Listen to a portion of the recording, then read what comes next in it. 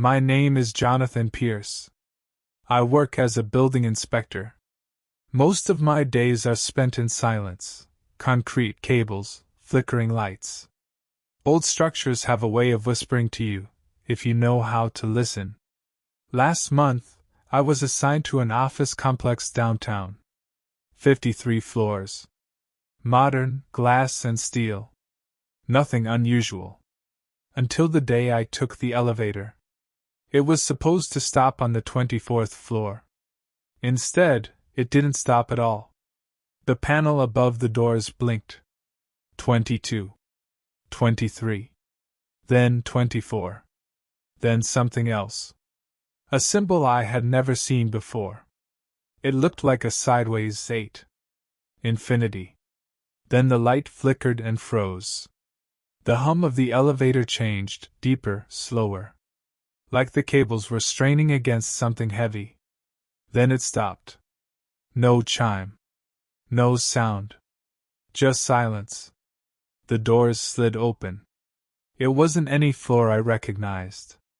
The hallway outside was dim and colorless. Fluorescent lights buzzed overhead, most of them dead. The walls were bare concrete. And the air thick, stale, colder than it should have been. I stepped out, thinking it was a maintenance level. But there were no pipes. No markings. No signs of work. Only a single hallway, stretching forward into the dark. Behind me, the elevator doors closed. The sound echoed down the corridor. I pressed the button to call it back. Nothing happened. I started walking. My footsteps didn't sound right. Too hollow. Like the floor was made of something thin, like metal sheets laid over a void.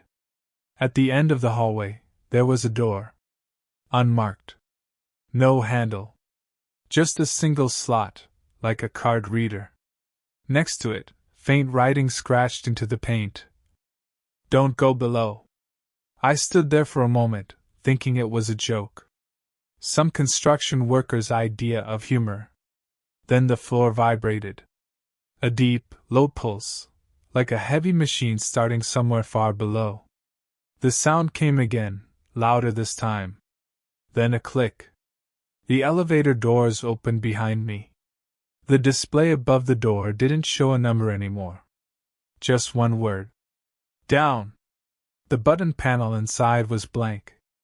Every floor number had disappeared, replaced by smooth black glass. Only one button still worked, the one marked with the same sideways 8. It was glowing red. I should have left.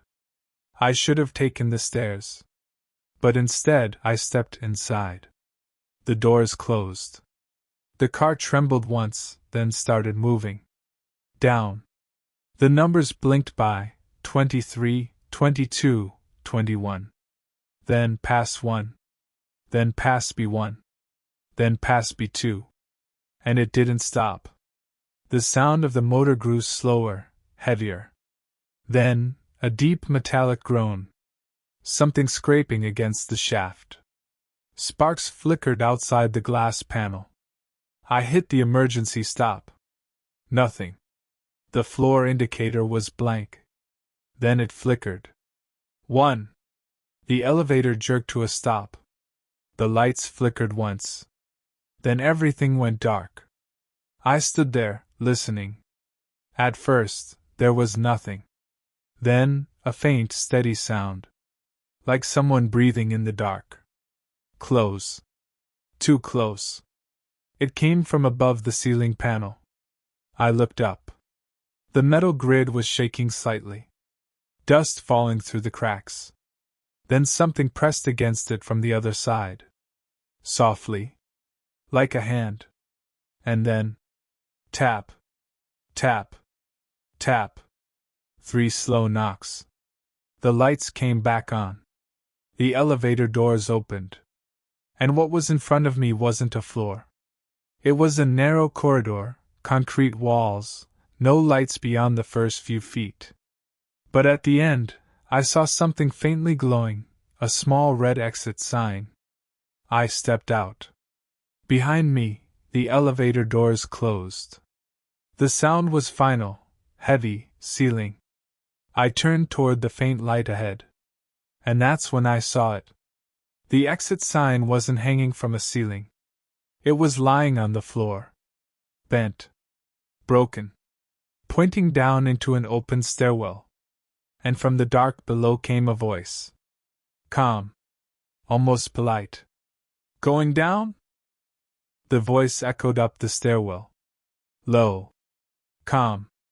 Too calm. Going down? I froze. My flashlight was still off. The only light came from the broken exit sign on the floor, a dim red glow.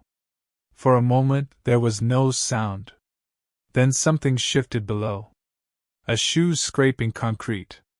A breath. I took one step back. The light flickered. Don't go below. I remembered the words scratched on that first door. The warning. And then, the voice again. Closer. Come on, Inspector. You've already started. I didn't remember telling anyone I was an inspector. The air in the stairwell felt colder now. The kind of cold that sinks into your chest. I turned on my flashlight. Its beam hit the railing, then the stairs spiraling down. Gray concrete. No dust. Too clean, like someone had been walking here recently. I started descending. Slow. Step by step. The sound of my boots echoed strangely. Not a normal echo, but like there were two sets of footsteps instead of one. When I stopped, the second set stopped too. When I moved again, it followed half a second later. Halfway down, I found something. A maintenance sign, half torn. It said, B3, mechanical level. Restricted access. But the metal plate beneath it had been scratched out. Only one number remained carved deep into the paint. 7. There was no B7 in the building's blueprints. I would have sworn to that. I kept going. The air was thicker now, damp, metallic. Like a flooded basement that never fully dried. Then I saw light below. A dull yellow glow. At the bottom of the stairs was a steel door. Old. Rusted. The paint around the handle was dark, like dried fingerprints. The small window at the top was fogged. But behind it, I could see movement. Shadows crossing back and forth. I leaned closer. No sound. Then, a thud from the other side. Like something hitting the door hard. I stepped back. Waited. Another thud. Then a scraping noise. Something dragging across the floor behind it. The handle twitched. Just once. I spoke before I could stop myself. Hello? Maintenance crew? No answer. Only that dragging sound, fading away. I waited a minute. Then another. Silence. Finally, I pushed the door open. The smell hit me first, old oil and rust. The room beyond was huge. Pipes ran across the ceiling, dripping condensation. But the floor. The floor was wrong. It wasn't concrete. It looked like poured tar, soft, uneven, glossy in the flashlight beam. And in the center of the room was an elevator. Not the one I came from. This one was older. Much older. Steel doors without markings. Wired shut with chains. Above it, a sign read, Service Shaft 0. Something was humming behind the doors. A faint vibration, steady, like a heartbeat buried in the machinery. I knelt down, tracing the chains with my hand. Cold. But not old. Fresh metal. Someone had locked this recently. Then I noticed something else. Next to the elevator panel, another button. A single one. Red. Painted over, but the paint had been scratched away around the edges. Someone had pressed it. Many times. I felt the vibration growing stronger. The hum deepened. And behind the steel doors, I thought I heard movement. A slow creak of cables shifting. Then something pressed against the door from inside. The metal bent inward. Just slightly. Enough to see the dust fall from the hinges. I stepped back. The hum stopped. The chains rattled once, just once, like something brushing them from the inside. Then silence. I stood there for a long moment, listening. Every instinct told me to leave. And I almost did. I turned toward the stairs. But then my flashlight caught something on the far wall. Words scrawled in black marker. The building wasn't built down. It grew down. Underneath the writing, a trail of dark stains led to a drain in the floor. Fresh stains. I heard a faint metallic ping. Then another. Chains. Tightening. I turned back. The elevator door was bowing outward now. Something was pushing from the other side. Slow. Rhythmic. Tap. Tap. Tap. Exactly like before. The hum started again. Louder this time. Deeper. The button on the panel began to glow red. And then, from the other side of the door, a whisper. Still going down, Inspector? The red light on the panel pulsed. Steady. Slow. Like a heartbeat. I stood there, watching it. Waiting for it to stop. It didn't. The hum from behind the chained doors grew louder. Metal straining. Bolts rattling. Something was moving inside. I told myself it was machinery. Old systems kicking in after years of dust. That's what I told myself. But I knew better. I stepped closer to the chained elevator. The links were stretched tight. One of the locks looked newer than the others, shiny, clean. And beneath it, someone had scratched a message into the steel panel. Barely legible under the grime. We couldn't seal it. It seals itself. I didn't understand what that meant. Not yet. I reached out and touched the door. The vibration was faint now. Almost like it was waiting. Then the light on the panel flickered. -7. Not B7. Just a dash. -7. And then the hum stopped. For a few seconds, everything went silent. The air felt heavier. Like the entire room was holding its breath. Then, a small sound. A click. The topmost chain went loose. It didn't break. It just unwound itself.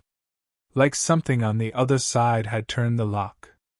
I took a step back. Another chain dropped. Then another. Each one hitting the floor with a metallic echo. When the last chain fell, the red light on the button went out. The hum faded to nothing. And the doors began to open. I don't know what I expected. Darkness, maybe? An empty shaft. But what I saw looked like a hallway. Dimly lit. Concrete walls.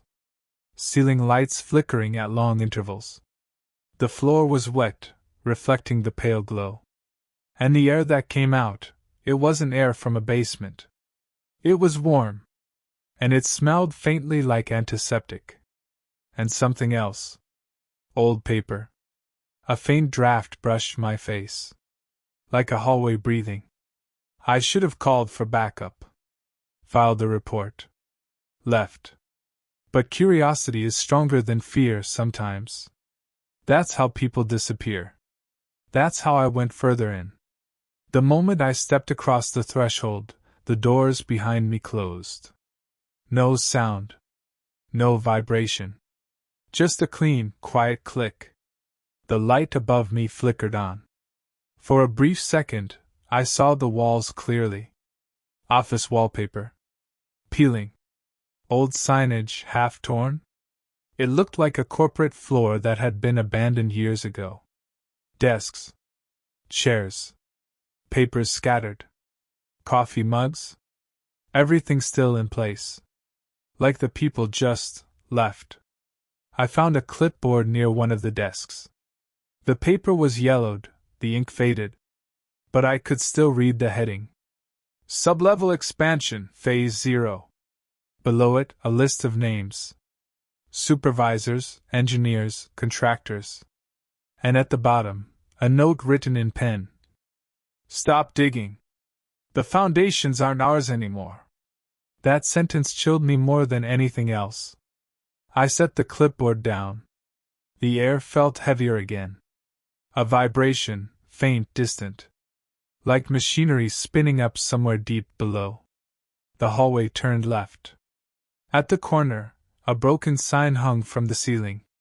It read, Lobby. I frowned. A lobby shouldn't be below ground. But curiosity won again. I followed the arrow. The corridor narrowed as I went. The walls seemed to close in.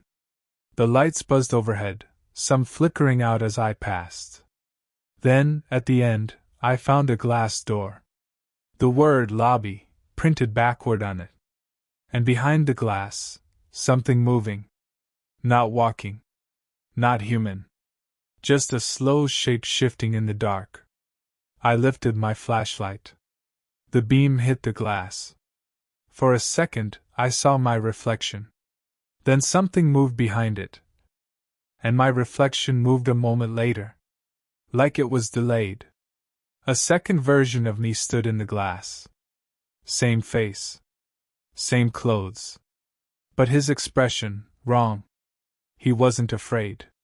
He was smiling. Then the glass cracked.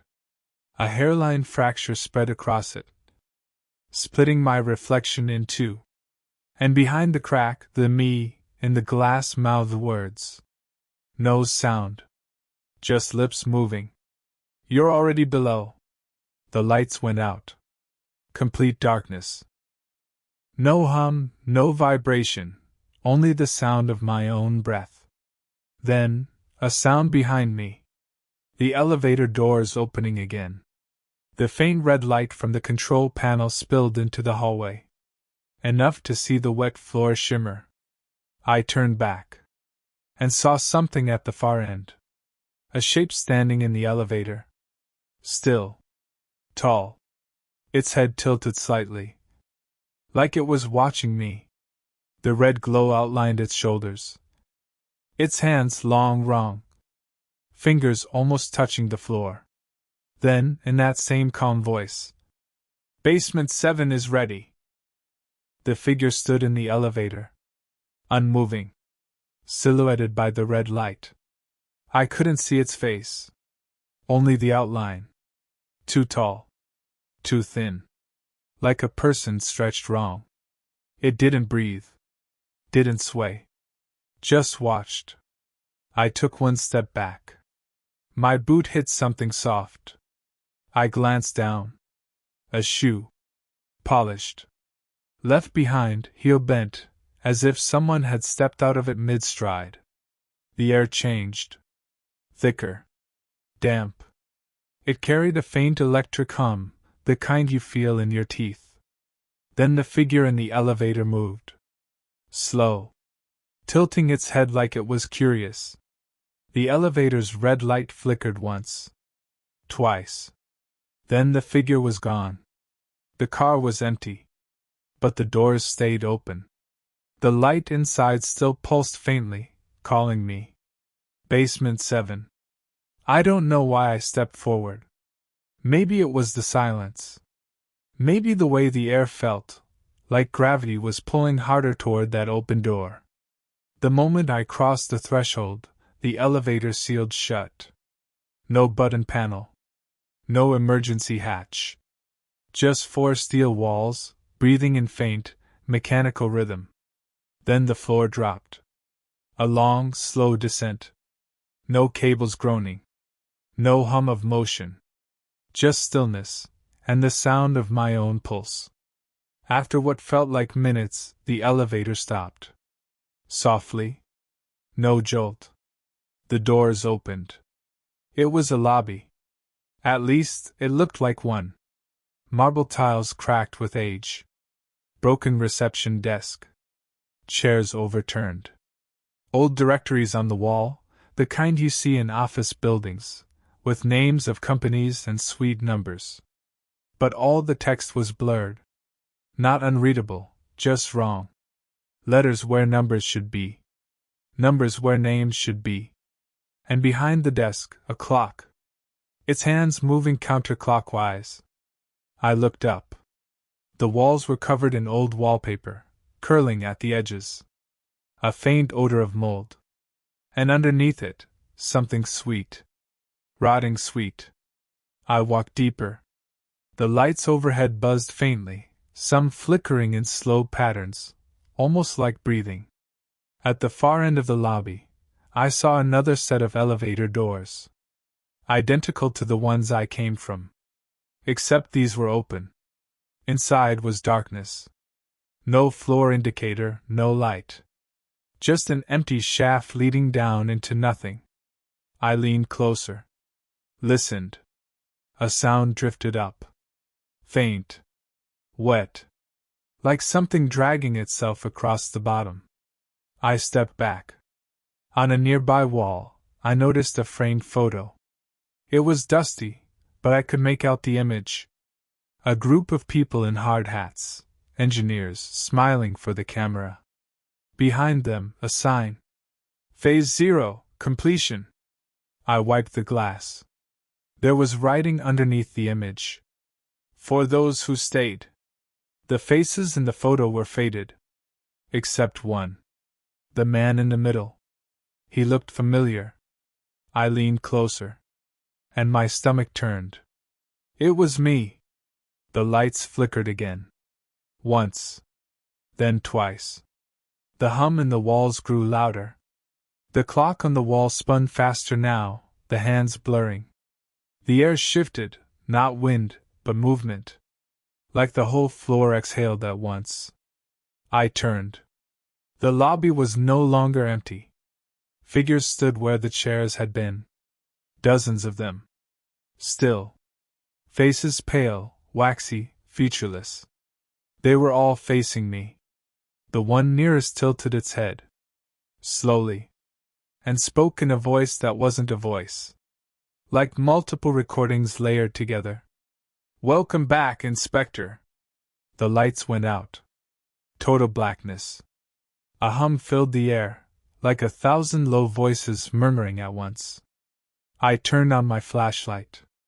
The beam cut through the dark, weak, trembling. The figures were closer now. No sound of footsteps. Just closer. Their skin looked like wet paper stretched over glass. Their arms long, wrong. And their faces, nothing but faint outlines where eyes and mouths should be. I stepped back until I hit the elevator doors. Pressed my hand against them, searching for a panel. There wasn't one.